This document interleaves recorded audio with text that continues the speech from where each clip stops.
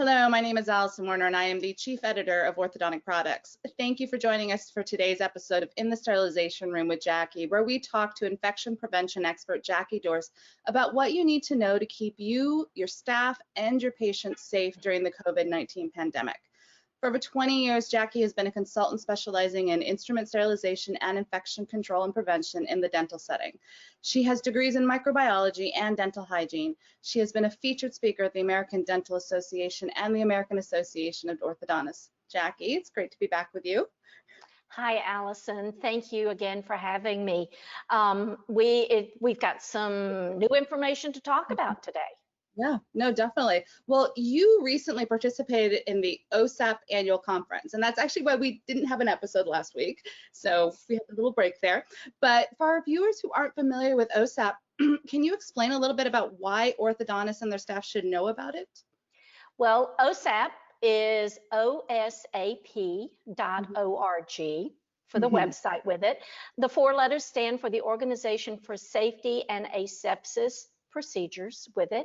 I've been a member since 1990. When I first started speaking, one of the first conferences that I went to learn more about OSHA safety and infection prevention was the OSAP conference in Denver, Colorado. And every year I have gone to the conference. In January, they have a boot camp that's actually hands-on infection control and safety training with it. And it's a unique membership. OSAP has clinicians such as orthodontists and orthodontic assistants, and for the entire dental profession, all of the specialties, and then the educators. Dental professors, dental hygiene professors, dental assisting schools are members of it. The third group of members is government, people who, clinicians that are in public health, members of the military, where you have the dental clinics that are part of the Air Force, the Navy, and the Army with it. And then the fourth component of the OSAP membership is actually the manufacturers. Dental manufacturers and suppliers are equal members and contribute both to our board of directors and to the programs, not just as sponsors, but as contributing members. So a unique gathering of 4 different areas of dentistry that come together and look at what are the challenges for dentistry, what can we present as solutions and new innovations for dentistry, and where's dentistry going in the future. So this was a 3-day virtual conference. OSAP had planned a live annual conference at the end of May in Minneapolis. Now we know all the meetings were canceled. They replanned it for September, thinking they could still have a lot. And then when it looked at, the pandemic closure was going to continue and we wouldn't have live meetings, then they designed it as a virtual conference. It was 3 days, all day long, of back-to-back, really important sessions, panel discussions, educational sessions, and then of course they had a virtual exhibit hall that I appreciated. I looked at all of the manufacturers' there's videos to learn what their new products were and if there was anything that I could help my sterilization clients with or my OSHA clients with safety. So it was a valuable meeting. The theme of the meeting was a clear vision. And they really looked both at what we're in now and what's for dentistry, for orthodontics in the future. Okay. Well, we were talking, the conference is for all dentistry, but what did you take away from it that was really relevant to that orthodontic audience? Well, I look at it, in depth for all of the professions, because I do consult both with dentists and the other specialties, but probably 70 to 80% of my speaking and consulting is for the orthodontic community. And one of the first topics that I zeroed in on that would give us new information was PPE. And they had a panel discussion that had a very engaging title, How We Got in This Mess and How We'll Get Out of It. And the panels on there were made up of experts in the field, and mostly on the manufacturing side. Okay. Rick Cohen from Benco did a presentation and was one of the panel discussion, of course, on the supply chain with it. Sean Gregg from 3M with Okay. all of their mask and Yeah. N95 respirators was. And then Dennis Adams from Denline. They make disposable gowns and reusable isolation gowns, talked about the shortage of isolation gowns. And then finally, there was a new member, William Harris. He goes by Billy Harris. I did not know him, but he spent his entire career in the glove manufacturing arena. So he knows manufacturing of gloves. He's semi-retired, still an advisor and consultant at this point, but he talked about the circumstances with gloves on there. So interesting panel of experts with in-depth knowledge of the supply chain, cost, and what we're going to be faced in the future with PPE. Okay. What were some of your takeaways in terms of what we'll be facing in the future? Well, there's some good news. Okay. We all are looking for some good news on it. And one of the things that came out of there that with Sean Gregg and Rick Cohen both talking about masks is that it looks like mask shortage toward the end of the year, the supply chain may get full. And we're going to be back and able to buy masks, and the price may even come down. One of the comments was made, now we may not have as big a variety of selection. We may not be able to buy lavender mask or pink mask. They only have a choice of blue and white mask. Okay. One of the things that Sean Gregg emphasized, though, was that at this time, manufacturers are still, they're under DPA. That stands for the Defense Product Act. Yeah. And under that DPA Act, the manufacturers of especially the N95 respirators, we've got to replenish the reserves, the FEMA reserves, the emergency supplies. So they're going back in, and those supplies that were released during the crisis for frontline care providers and to orthodontic practices, those supplies have to be replenished. But they're anticipating that that'll be replenished hopefully by the end of the year. Now, Dennis Adams on there in Denline and talking about with the disposable gowns, his information was not quite as, let's say, positive. We're going to continue to see shortage of disposable gowns. Because the material that's used to manufacture them, it's referred to as an SMS material. There's only a few machines that make this spun-bound, melt-down, spun-bound material, and there's going to be a limited supply. So he really did an analogy of going to reusable gowns. And the cost savings that an orthodontic office could have in using reusable gowns. And it was almost a 50% cost savings. And then he also compared that to using a laundry service, you know, where you maybe rent the gowns from a laundry service. So all of those can be either buying your own gowns and laundering them in the office, or using a laundry service, or renting, like you rent from a uniform company. Those can all be cheaper at this point than using the disposable gowns. So that might be something for orthodontic offices, if they have not already investigated it, to go ahead and look at that. And then the final discussion, of course, was gloves. Most orthodontic offices, they go through a lot of gloves. If they're seeing anywhere from 60 to 80 to 120 patients a day, you can imagine the number of gloves. Maybe they change gloves twice during a patient's care. So they're going through a lot of glove boxes. And what Billy Harris referred to in this is all the glove manufacturing has really moved, as they say, offshore. It's out of the Malaysia area. A lot of glove manufacturing started there because that's where latex is harvested. And it was cheaper to manufacture the gloves where the latex is harvested than it was to ship these huge, heavy latex bundles to the United States. Gloves used to be manufactured in the United States, and then fabricate the gloves from that bulk or raw latex in the United States. So in years, even the non-latex gloves, nitrile chloroprene gloves, they're all manufactured in Asia, if you will, at Oh, this time. okay. So the factories have been shut down. They've been mothballed in the United States. Yeah. There's a possibility that they could reopen, but it would Mhm. take a major overhauling of the equipment and the physical Right. facility Okay. to even do that. And because of the pandemic Mhm. and the infection control that's recommended for SARS-CoV-2, Yeah. the rest of the world that was not wearing gloves for routine dental care and medical care, Mhm. they're implementing that. In the Mm. United States, we've been wearing gloves routinely for 20 plus years, 25 Okay. years. Right. We really changed in the mid 1980s and it's become a standard.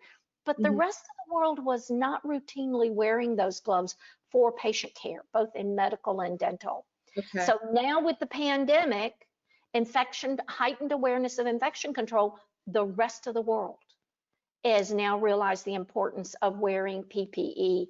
And Right. so there is going to be a huge demand on gloves. And the prognosis, if you will, for that Mhm. was that we could see a shortage of gloves for the next 3 to 4 years, as well as increasing cost. So Wow. I would, as a consultant, I would advise ortho teams to look at how can you preserve your gloves. And one Mhm. of those will be to, when you sit down to treat a patient, have everything that you need in front of you so that you Right. don't have to get up to go and get another bird beak plier or Mhm. a three-prong plier or something that you missed on the setup with it. And that would preserve having to take off your gloves, sanitize your hands, and put on another pair of gloves. Another savings can be to use the utility gloves in the sterilization room when you're cleaning instruments, when you're packaging them for the sterilizer. For convenience, many ortho assistants prefer to use the exam gloves in the sterilization room. They have Yeah. more tactile sensitivity with them and they're easy to get on and off and they're Yeah. clean, but we can successfully use those utility gloves. We've always supposed to use them when we're handling loose contaminated sharps, such as a ligature cutter or an Yeah. explorer or a scaler, that after it's been cleaned that we're packaging it. Mhm. But I've seen a lot of lax procedures, again, for convenience of using the exam gloves. So you Right. going to using the utility gloves, and they can be disinfected and sterilized, and that Right. will help to preserve those. Yeah, so Right. good information, optimism about mask. By the end of the year, we're going to have the supply chain replenished, but then Okay. we could see ongoing caution and shortages and increased prices with the gloves. Okay. Okay. Well, they also talked about some vaccine and testing news. What was going on there? Yeah, with the vaccines, there are over 29 vaccines against the SARS-CoV-2 virus now that are really in the second generation of testing for them. Okay. Okay. And then we have 3 vaccines that are actually in human testing that Right. 30,000 volunteers are being vaccinated for. And it's hopeful that one of those vaccines, if not 2 or 3 of them, will be Mhm. released later this year, maybe November, December, January, that Okay. will have those vaccines available. There was a lot of discussion among the medical speakers, Mhm. the physicians that were on the call, in the conference, Mhm. about there won't be the ideal vaccine that will be introduced first. And a couple of these vaccines maybe need 2 injections Right. Yeah, I to read that. improve the efficacy of them. But it will be a beginning and a providing of protection. It's not going to provide immediate herd protection for us. Right. It's just Mhm. not. There'll be revisions and there'll be maybe another vaccine type that will come out 6 months later. And then maybe another year from now, we'll Mhm. have the vaccine, the one that is going to ideally provide that protection with it. And then what's coming from CDC now is encouraging everyone in the population, and especially healthcare providers, orthodontists and the orthodontic assistants, to get their flu vaccine this year. Yes. Those are Yeah. going to be available in September. Mhm. And the concern for the CDC is I've heard it referred to as a twin-demic, Right. an infection of influenza and COVID-19 that Mhm. could just overwhelm the emergency rooms and the healthcare system, because and every year with influenza in the United States, we'll have anywhere from 12,000 to 60,000 deaths from influenza. Now, what we've learned with COVID-19 is that it's almost 3 to 4 times more deadly. And that's why we've done all the social distancing, the washing hands, wearing masks to prevent the disease, and the closures to prevent the disease transmission. So it's especially important to get the influenza vaccine for the team as soon as it's available in your area. I read the CDC release, they normally get about 500,000 doses that CDC buys to make available to people who don't have medical insurance, you know, that are dependent on public support with it. This year, they've ordered over 6 million doses. Oh, wow. Okay. So really, the doses will be available, but we do need to go that vaccine.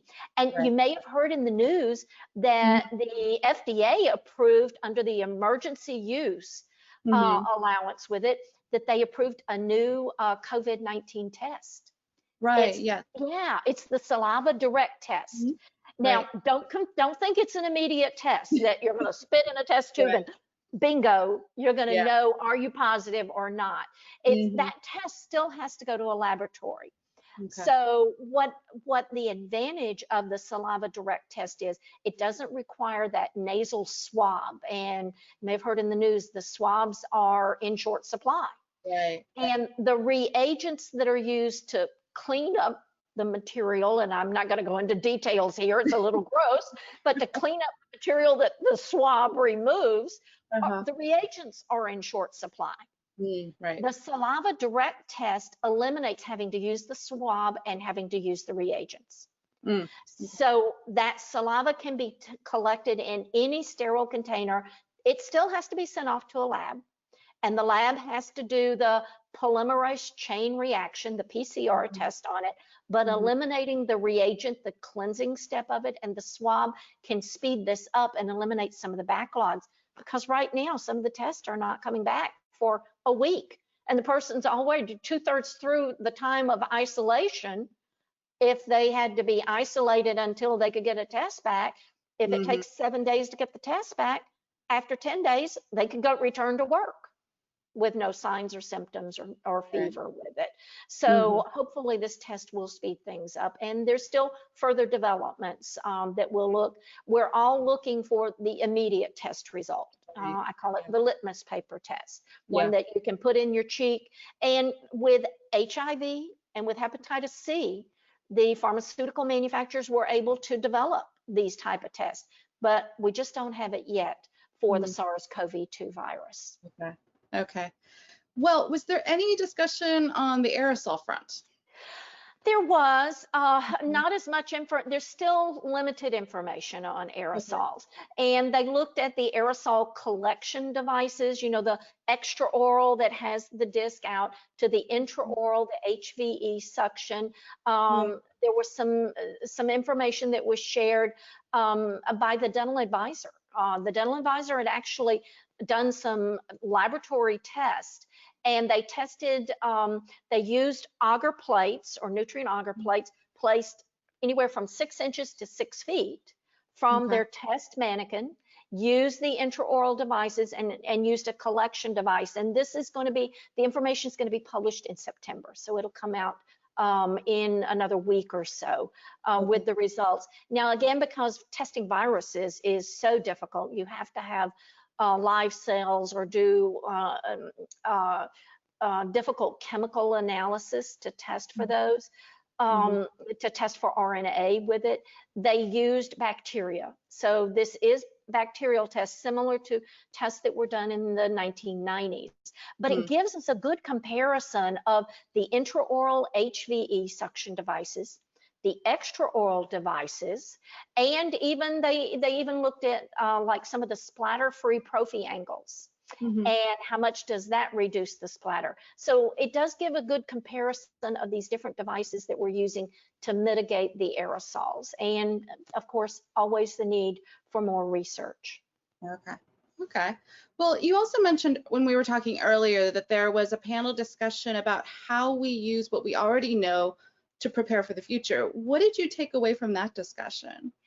This was one of the most helpful to me Mm, because I think we do need to look to the future. And often in the sterilization room episodes, we've talked about what team members want to know. You know, what is the future going to be mm, for testing? And do antibodies provide us protection? Can we do antigen tests? mhm. And looking to, are we always going to wear N95 respirators? And the Right. title of the discussion, and again, this was a panel discussion, was Mm, using history and science to anticipate the future. mm, And Stanley Bergman was one of the panel members. You may know him from being the leader of Henry Schein Company. yeah.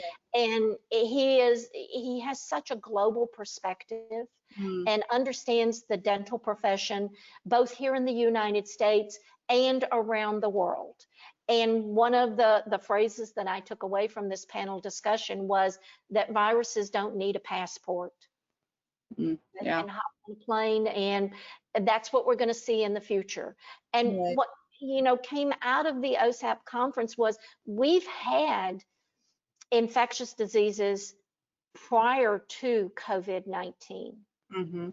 We've had Ebola, bird Mhm. flu, swine flu, Mhm. variations of the influenza that look like, oh my gosh, the current vaccine is not going to be effective against that. Right. And one of the panel members came up with that whenever we have a public health emergency, it Mhm. has a cascading impact. And we've really seen that during COVID-19. Mhm. Here we had a public health emergency that impacted the economy. All businesses were closed. Mhm. And then that also impacts our social structure with Right. our social distancing, schools being closed, children Mm, not being able to go to schools. So mhm. the panel went over, that we can't always rely on a panic and then do a reaction. Right. That it's much more effective to take the information that we have, that we know, and Mhm. prepare for it. Mhm. Human nature is, okay, I got this under control now. We're past this panic. Let's get back to Yeah. normal. Right. Yeah. We really do have a new normal. And the new Yeah. normal is going to be when we have an aerosol transmission, and we're going to look at transmission-based precautions. Is it an airborne disease? Is it an Mm, aerosol? Is it a droplet disease? What are the precautions that we need to be using as we treat this patient, that we can safely care for the patient and prevent the clinician from being at risk with it? So it mm, was just an excellent panel discussion, mm. looking at the future, providing optimism for Mhm. what we can do, taking the science that we have and applying it to the future. Right. And so it left us with a very hopeful message. Oh, that's good. Well, one of the talks that you said that was particularly that you really enjoyed listening to was the keynote address by a Dr. Matt McCarthy out of New York, who wrote the book Superbugs. Can you talk a little bit about what you took away from that and maybe give our viewers a little bit more on who he is actually? Allison, I wish we could put it on in the his presentation, his keynote. It was 1 hour. Dr. Mhm. McCarthy, physician in New York City, and he was at ground zero for the COVID-19 infections that were there. He wrote the book Superbugs, and it looks at these antibiotic resistant microorganisms, at Mm, Ebola, at other, and what have been the healthcare crises and how has it been managed. mhm, And he's been featured as an interviewer on national networks, mm, and he provides a very calm human perspective mm, on where healthcare is, what we can do, and what we need to do in the future with it. mm, It was just a phenomenal presentation on his part.